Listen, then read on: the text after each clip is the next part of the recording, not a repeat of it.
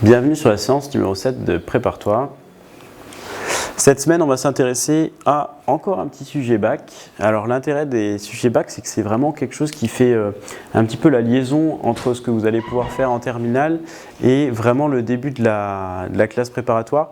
En particulier, quand vous allez faire un petit peu des devoirs surveillants en prépa, ça va être vraiment des exercices qui sont issus de sujets de concours et vraiment les sujets bac, ça va être quelque chose qui va ressembler assez fortement. Donc ça va être un peu plus simple bien sûr que ce que vous allez faire à l'issue des 2 années de prépa en concours, mais c'est un très bon entraînement parce que du coup ça reprend un petit peu tout ce que vous allez voir en cours, donc avec vos professeurs dans les exercices, mais en même temps c'est des problématiques qui sont un peu plus tirées du réel, donc comme le défibrillateur cardiaque qu'on va étudier tout à l'heure. Donc c'est vraiment de la mise en situation des notions que vous allez voir pendant l'année avec vos professeurs. Donc c'est très intéressant de s'entraîner à faire des sujets bac. Donc non seulement ça vous permet de voir si vous êtes au point sur les notions, et souvent les exercices sont vraiment assez complets, c'est-à-dire que vous allez pouvoir trouver toutes les notions qui sont attendues au bac. Donc pour ça, aujourd'hui, on va regarder justement donc, dans la thématique ondes et signaux, plus particulièrement sur les systèmes électriques, le circuit RC. Donc c'est un circuit qui pose assez souvent problème aux élèves, et on va voir que finalement c'est pas si compliqué à travers un exercice tiré d'un sujet bac. En premier lieu, donc nous on va vraiment s'intéresser à la correction ici. Ce que je vous demanderai de faire, c'est vraiment de regarder cet exercice. Donc vous allez pouvoir trouver donc, le sujet de l'épreuve. Donc c'était l'épreuve de l'année 2022 qui avait eu lieu donc, le 11 mai, et ce sera l'exercice C, exercice donc, qui est présent sur les pages 10, 11, et vous avez également une annexe qui est présente sur la page 12 du sujet. Donc faites ça tranquillement, prenez votre temps, prenez globalement, je pense, peut-être une petite heure pour essayer de faire le sujet, essayer de voir ce que vous arrivez à faire, de regarder surtout les questions qui vous posent problème, et ensuite vous remettez la vidéo en route et on attaque ensemble la correction. Alors avant d'attaquer la correction question par question, petite présentation de l'exercice. Donc normalement vous avez déjà dû en prendre connaissance, donc si vous avez essayé de préparer l'exercice. Alors cet exercice, donc vraiment la thématique, c'est vraiment le circuit RC série. Donc c'est le grand classique en électricité que vous allez retrouver au bac. Donc ça va être présent sous différentes formes, mais dans tous les cas les questions vont se ressembler assez fortement quand même.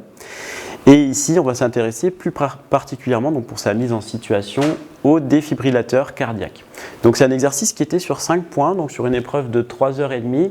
Donc ça veut dire qu'il faut y passer un petit peu moins d'1 heure. Okay, donc ça vous donne une idée. C'est pour ça que je vous ai demandé d'essayer d'y passer à peu près 1 heure. Alors, donc ici, on vous explique un petit peu l'intérêt du défibrillateur cardiaque et surtout l'intérêt qu'il soit présent dans des lieux publics outre les hôpitaux. Et on vous dit également que cet appareil vous sert à appliquer donc, un choc électrique sur le thorax lorsque justement il y a un problème, un petit souci cardiaque. Donc ici, on simplifie un petit peu l'étude à travers justement un circuit RC. Alors en particulier, le circuit électrique qu'on va considérer ici, on peut le diviser en 2 parties, donc en fait en 2 sous-circuits électriques. Donc vous allez avoir un premier circuit électrique, donc celui de gauche. Vous avez vu qu'ici vous avez un interrupteur qui permettait de sélectionner où allait être connecté le condensateur, donc soit sur le circuit de gauche, soit sur le circuit de droite. La première partie, ça va être vraiment la partie qui va être nécessaire à la charge du condensateur. C'est-à-dire que lorsque vous allez vous servir de l'appareil, d'abord il va y avoir une première phase qui va être la charge du condensateur, et dans une deuxième phase, vous allez avoir, lorsque l'interrupteur va être dans la deuxième position, la décharge du condensateur à travers la résistance qui est en fait tout simplement la résistance de la personne, donc du patient. Voilà. On vous donne également ici une hypothèse, donc c'est en fait les conditions initiales qu'on va pouvoir utiliser. On vous dit qu'on s'intéresse donc à la charge du défibrillateur dans un premier temps, donc c'est-à-dire qu'a priori ça va être le circuit de gauche, et on vous dit qu'à la date t égale 0, l'utilisateur va déclencher la charge du condensateur, donc de capacité C, qui va être considérée initialement totalement déchargée. Donc ça, c'est vraiment la condition initiale. Donc si le condensateur est totalement déchargé, ce que ça veut dire, c'est que la tension à ces bornes va être nulle à l'instant t égale 0. On va commencer par la première question, donc qui est vraiment un petit peu une question d'introduction à la matière pour introduire un petit peu quel circuit on va devoir utiliser. Indiquer dans quelle position est basculé l'interrupteur pour réaliser la charge du condensateur du circuit schématisé sur la figure.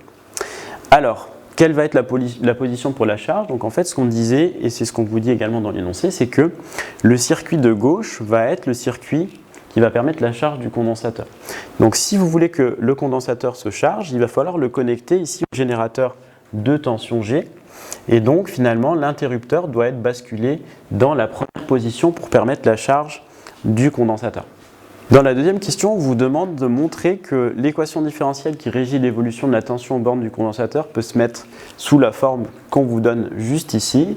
Et on vous demande de montrer justement qu'on peut le faire en utilisant donc une loi d'émail.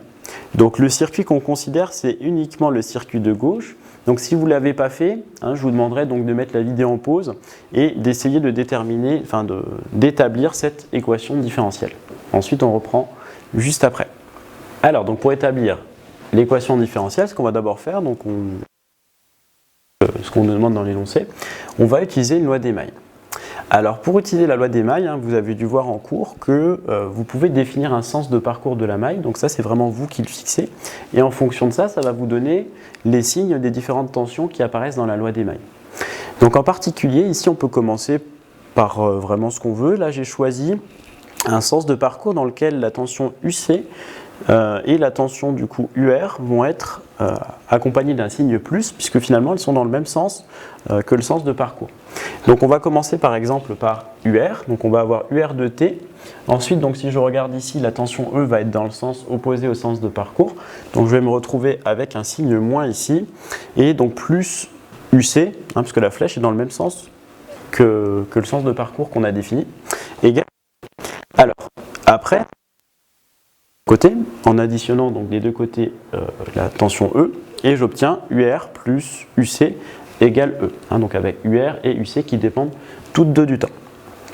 Alors ce que je peux utiliser ensuite pour essayer de me ramener à cette équation, donc on voit qu'on retrouve bien le UC et le E, comme ce qu'on vous demande de montrer, et ce qui pose un petit peu problème, donc c'est la tension UR qu'il va falloir remplacer donc, par cette expression que vous avez ici.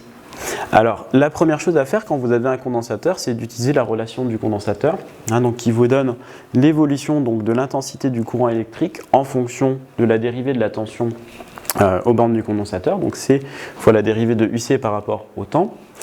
Et ensuite, on peut utiliser la loi d'Ohm, puisque ce que vous voulez, c'est exprimer la tension aux bornes du résisteur petit r.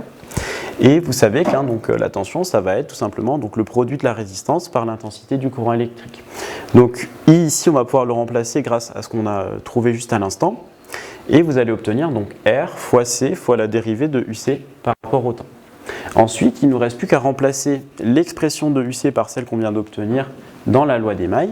Et donc en faisant ça, vous tombez sur RC fois la dérivée de UC par rapport au temps plus UC égale E.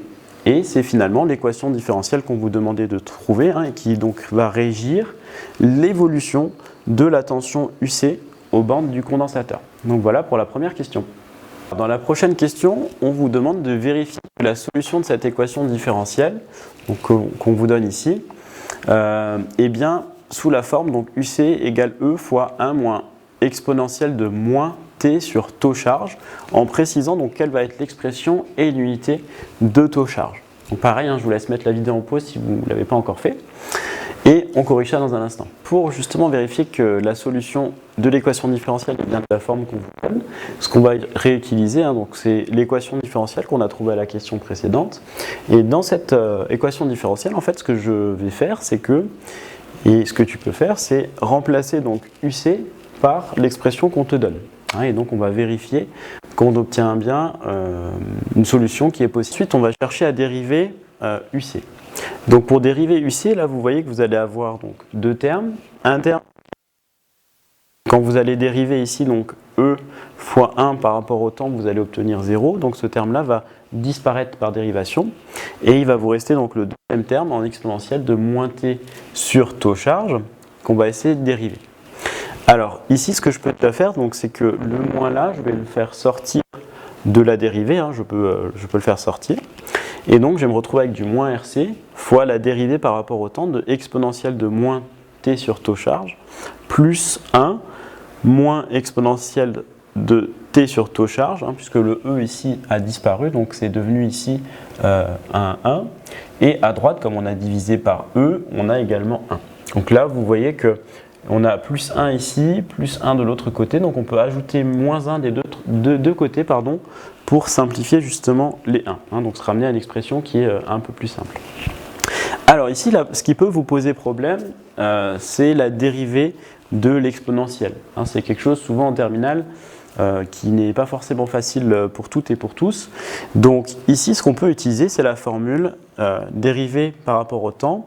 Alors ici, ça va être, je vais modifier juste, ça va être plutôt de la forme a fois t plus b.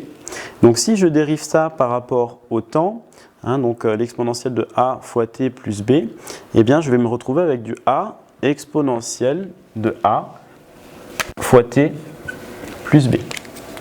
Voilà, donc on va réutiliser ça, justement, la forme de ce que vous avez dû voir en terminale, pour calculer l'exponentielle de moins t sur taux charge. Alors si je dérive ça, par identification avec cette expression, je retrouve que a, en réalité, c'est moins 1 sur taux charge. Donc je vais le mettre en facteur une fois que je dérive. Donc là, je vais avoir moins 1 sur taux charge fois l'exponentielle qui se trouve donc inchangé de moins t sur taux charge. Et là, je retrouve donc le moins RC que j'avais en facteur. Donc ça, c'est pour la dérivée du coup de ce premier terme. Et ensuite, donc, on retrouve le moins exponentielle de moins t sur taux charge. Et donc, le tout était égal à, petite erreur ici, 0 pour le second membre. Et donc, quand tu vois quelque chose comme ça, là, tu remarques que l'exponentielle de moins t sur taux charge est en facteur des deux termes qui sont dans cette relation. Donc, ce qu'on va pouvoir faire, c'est déjà diviser par exponentielle de moins t sur taux charge. Et regardez ce qu'on obtient. Alors, après avoir divisé par exponentielle de moins t sur taux, ce qu'on va obtenir, c'est cette équation. Donc on va avoir, on retrouve le moins r fois c fois donc moins 1 sur taux charge, donc qui était le coefficient a de l'exponentielle de tout à l'heure, moins 1 égale 0. Donc là, ce qu'on peut faire par exemple, c'est ici voir qu'on a deux signes moins. Donc lorsqu'on multiplie, on va obtenir un signe plus. Donc on va avoir du plus r fois c divisé par taux charge moins 1 qui vaut 0. Et l'idée ici, c'est d'exprimer, de trouver l'expression de taux charge. Alors ce qu'on peut faire ici, déjà dans un premier temps, c'est supprimer le moins 1. Donc pour ça, on va ajouter des deux côtés de l'équation, plus 1. Et on va obtenir donc R fois C sur taux charge égale 1. Puisque donc le moins 1 plus 1, donc à gauche, ça va nous faire 0. Et à droite, on va ajouter plus 1. Maintenant, donc on veut exprimer taux charge. Donc pour cela, on peut par exemple multiplier par taux charge des deux côtés. Donc ici, on va avoir taux charge, et ici, taux charge divisé par taux charge, donc le taux charge ici va se simplifier. Et on va obtenir taux charge, donc le temps nécessaire à la charge, caractéristique de la charge, va être égal à R fois C. On vous demande également de donner l'unité de la constante taux charge. Alors, pour faire ça, il y a plusieurs solutions, mais on peut par exemple se servir de l'équation différentielle. Alors, je vous rappelle l'équation différentielle, donc RC fois la dérivée de UC par rapport au temps, plus UC égale E. Alors ici, on peut remplacer RC. RC, on vient de trouver taux charge. Donc on a finalement taux charge fois la dérivée de UC par rapport au temps, plus UC égale E. Ici, pour les tensions, on va prendre des tensions qui vont être en volts. Et ici, comme c'est une dérivée par rapport au temps, ça revient à avoir quelque chose qui va être en volts par seconde, donc c'est-à-dire en volts seconde moins 1, parce que comme unité de temps dans le système international, on va prendre des secondes. Donc si ici vous avez un terme qui est en volts, là vous avez un terme en volts par seconde, c'est que forcément vous allez multiplier par quelque chose qui va être en secondes, puisque comme ça, donc des volts fois des secondes divisé par des secondes, ça va bien vous faire des volts. Il faut que chaque terme ait la même dimension, c'est-à-dire qu'ici, vous allez avoir quelque chose qui va se retrouver, par exemple, ça doit avoir la dimension d'une tension. Donc ici, d'après les unités qu'on a choisies, on doit avoir taux charge qui va être en secondes.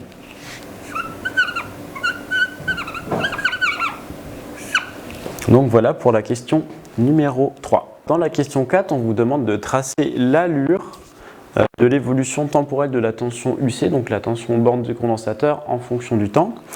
Et pour faire ça, vous allez avoir besoin de deux choses, c'est-à-dire de trouver la valeur de UC lorsque t égale 0 et au bout d'un temps très long, c'est-à-dire lorsqu'on a quitté le régime transitoire, la valeur vers laquelle va tendre UC lorsque t tend vers plus l'infini.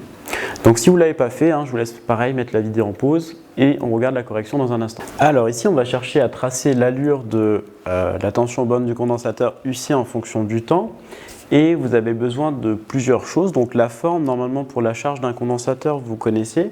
Donc quand on a quelque chose qui est de la forme moins 1 moins exponentielle de moins quelque chose, donc en fonction du temps. Mais ce qu'il faut vérifier, c'est les valeurs ou alors l'expression de UC lorsque t tend vers 0, t égale 0 même, ou alors le temps est infiniment long, c'est-à-dire lorsque t tend vers plus l'infini. Alors dans un premier temps, donc, on reprend l'expression de UC, donc E fois 1 moins exponentielle de moins t sur taux charge, et on regarde ce que vaut UC en 0, en t égale 0. Donc on va avoir E fois 1 moins exponentielle de charge. On sait que exponentielle de plus ou moins 0, ça va faire 1, donc on va se retrouver avec exponentielle, fois 1 moins 1, donc ça nous fait 0 volts. Donc on a bien 0 volts au départ. Ensuite, on regarde cette fois la tension UC lorsque t tend vers plus l'infini. Et bien ici, on va avoir de l'exponentielle donc de moins l'infini sur taux charge en plus l'infini. Donc exponentielle de moins l'infini, ça fait 0. Et donc on va avoir E fois 1 moins 0, donc c'est-à-dire E. Donc on a la tension UC qui tend vers E lorsque t tend vers plus l'infini.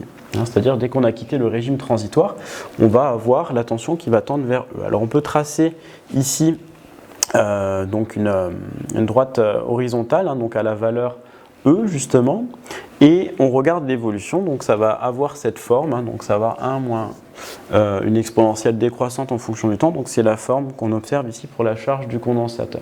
Donc voilà, donc pour résumer, déterminer UC en 0 et en plus l'infini, et ensuite vous pouvez tracer l'évolution de UC en fonction du temps. Dans la question 5, on vous demande de montrer qu'au bout d'un temps T1 qui est égal à 5 fois taux charge, ça c'est aussi ce que vous avez dû voir comme la durée du régime transitoire pour la charge, la tension aux bornes du condensateur UC atteint 99% de sa valeur finale. Donc pareil, je vous laisse mettre la vidéo en pause et on regarde la correction dans un instant. Ici, ce qu'on va faire tout simplement, c'est reprendre l'expression de UC et remplacer T par T1, puisqu'on regarde en T égale T1. Donc on va retrouver donc E fois 1 moins exponentielle donc de moins T1 sur taux charge. Ça va être égal à E fois 1 moins exponentielle donc de par 5 fois taux charge. Donc 5 taux charge sur taux charge. Donc vous voyez ici que les taux charge vont pouvoir se simplifier puisqu'on multiplie par taux charge et on divise par taux charge. Et donc tu vas te retrouver ici avec avec E fois 1 moins exponentielle de moins 5. Et ça, donc on peut faire le calcul à la calculatrice, on trouve environ 0,99, donc 0,99 fois E.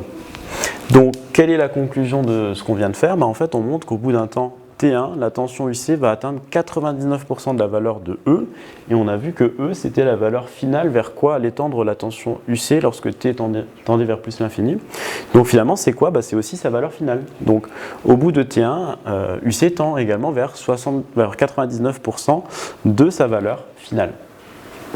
Dans les questions qui suivent, on va réaliser une étude graphique et avant ça, en fait, on vous donne quelques informations. Donc on vous dit notamment qu'on va s'intéresser maintenant à la partie décharge. Donc jusqu'à maintenant, c'était uniquement la charge qui nous intéressait du condensateur. On vous donne également donc la valeur de la résistance du coup utilisée ici, et le condensateur, pareil, on vous dit que ça fait 1,5 microfarad, qui permet d'avoir un temps caractéristique proche celui d'un défibrillateur commercial. Donc ça, c'est peut-être quelque chose qu'on va devoir vérifier après. Et pareil, on vous donne donc l'évolution de la décharge du condensateur en fonction du temps en annexe, donc sur la page 12, et on va voir dans les questions suivantes qu'on va devoir travailler avec ça. Je vous conseille quand vous avez un sujet comme ça, c'est soit de surligner, soit d'entourer les différentes valeurs des différents dipôles, hein, donc notamment ici R et C. Donc si on est amené à les réutiliser après, vous arriverez par lecture à les retrouver plus facilement. Hein, donc c'est finalement un gain de temps. Question 6, on vous demande de déterminer graphiquement l'instant T2 auquel l'interrupteur a été basculé de la première à la deuxième position, c'est-à-dire qu'on passe du condensateur en charge, hein, donc qui est en fait chargé, à la partie décharge. Donc si vous regardez ici, on a une tension qui est constante au début, donc le condensateur va être chargé, et à partir d'à peu près ici, hein, donc c'est entre les deux ici, on va avoir la décharge qui commence. Hein, donc on trouve approximativement ici taux 2 qui va être environ égal, donc par lecture, à 0,023, donc 23 secondes. Dans la question suivante, donc la question 7, on vous demande, en faisant apparaître clairement la démarche sur l'annexe à rendre avec la copie, évaluer graphiquement le temps caractéristique de décharge taux graphe. Et ensuite commenter. Alors vous avez vu que vous trouvez un temps caractéristique d'évolution par deux méthodes en cours. Donc la première méthode qu'on va pouvoir utiliser, c'est la méthode de la valeur finale. Donc on sait par exemple que lorsque on a la charge ou la décharge du condensateur, on atteint le temps caractéristique taux, hein, qui est caractéristique de la charge ou de la décharge, lorsque on a atteint 63% de la valeur finale. Hein, donc 63% de la valeur finale obtenue, c'est là la petite subtilité quand on est dans le cas d'une décharge. Ben, on va regarder la valeur de la tension finale. Ici, on a 0 volts hein, pour la tension finale, puisque le condensateur est considéré comme déchargé à la fin. Et bien, finalement, c'est 63% de la valeur finale, c'est lorsque la tension moins 0,63, c'est-à-dire qu'il va rester finalement 0,37, donc 37% de la valeur initiale, et c'est 37% de 6 volts. Donc ça fait qu'à la fin, il doit vous rester, lorsque vous avez atteint un temps T qui vaut taux, 2,2 volts. Alors on regarde ce que ça donne ici. Eh bien, ce que je peux faire, hein, donc première chose, c'est regarder, donc je trace une droite à 2,2 volts. Je regarde l'intersection avec les points expérimentaux ici, donc la courbe, et j'en déduis donc ici verticalement quel est le temps que j'obtiens. Alors petite subtilité ici, la valeur de taux, puisque taux, hein, ce serait pris par rapport ici à le début de la décharge. Et vous voyez que le début de la décharge ne se trouve pas à 0 secondes, hein, puisque du coup, il se trouve en T2. Donc, il faut retrancher à la valeur que vous mesurez ici, donc à peu près 0,040, la valeur de T2. Donc, T2, on trouvait donc 0,023 et on détermine comme ça, donc taux graphe, qui est environ égal à 0,017 secondes. Deuxième méthode qu'on peut utiliser, on peut également utiliser la tangente à l'origine et l'asymptote horizontale qui correspond à la valeur finale. On sait en particulier que quand on va avoir intersection entre les deux, on va pouvoir lire la valeur du temps caractéristique. Donc ici on a l'asymptote horizontale qui correspond à la valeur finale et je trace donc la tangente à l'origine ici en me servant d'une règle et des points expérimentaux et je trouve que l'intersection se fait aux alentours donc de pareil donc 0,040 secondes. Donc pour obtenir taux ici vous êtes obligé de retrancher T2 et vous trouvez la même chose. Donc là il se trouve que avec mon tracé je trouve la même chose mais on pourrait avoir un petit écart entre les deux méthodes, c'est normal.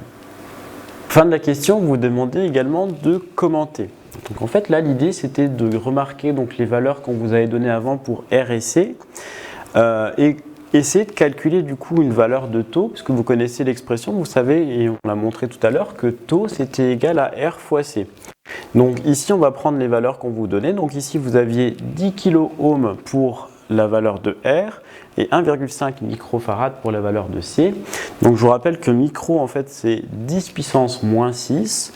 Donc lorsque vous faites le calcul, vous allez trouver 1,5 fois 10 puissance moins 2 secondes, ce qui fait également 0,015 secondes. On peut comparer ça à la valeur qu'on a trouvée graphiquement, et vous voyez qu'il y a une assez bonne correspondance entre les deux. On trouve bien quelque chose qui est relativement du même ordre de grandeur. Donc on peut conclure ici, on peut dire que le temps caractéristique taux graph qu'on a obtenu graphiquement semble cohérent avec la valeur obtenue avec l'expression taux LRC, donc à partir des données ici. Avant d'attaquer la question 8, on vous donne une info sur le défi. Donc on vous dit donc la durée totale de la charge est de moins de 10 secondes, la durée de défi est de moins de 4 secondes et la tension appliquée à la victime de 2000. La capacité vaut 170 microfarads. Donc là, pour la capacité, vous pouvez également l'entourer, ça va être probablement une valeur dont on va avoir, dont on va se servir un peu plus tard. Alors, question 8. Sachant que dans ces conditions d'utilisation, la résistance électrique offerte par le corps d'un adulte est comprise entre 50 et 150 ohms, estimez la durée nécessaire pour que la décharge du condensateur du défibrillateur soit considérée comme totale, et ensuite commentée. Je vous laisse faire cette question, donc n'hésitez pas à mettre la vidéo en pause, et on reprend la correction juste après. Pour estimer la durée nécessaire à la décharge du condensateur, il va falloir regarder ici donc, le temps de décharge. Alors, ce qu'on peut dire déjà, c'est que le temps nécessaire à la décharge, c'est finalement le temps nécessaire pour que le régime transitoire de la décharge puisse se dérouler complètement. Donc, on a vu tout à l'heure que pour 99%